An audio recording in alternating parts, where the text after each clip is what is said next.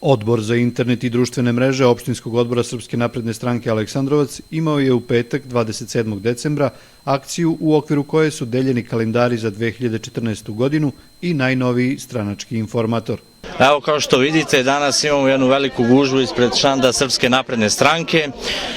Današnji povod smo izašli da podelimo 8. broj informatora Srpske napredne stranke i da podelimo 100 kalendare našim građanima, tako i džepne kalendare i jedan flyer gde predsjednik Srpske napredne stranke Aleksandar Vučić se obratio građanima da čestita Novu godinu. Opštinski odbor Srpske napredne stranke Aleksandrovac za ponedeljak 30. decembar priprema još jednu akciju gde će se na prigodnom humanitarnom koktelu prikupljati donacije za novogodišnje paketiće za naše najmlađe sugrađane.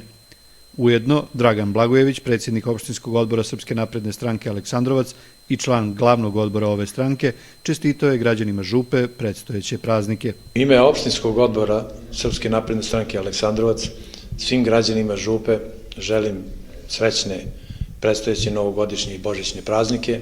Želim im puno zdravlja, sreće u novoj 2014. godini i želim im da u novoj godini im bude mnogo bolje nego u protekloj godini.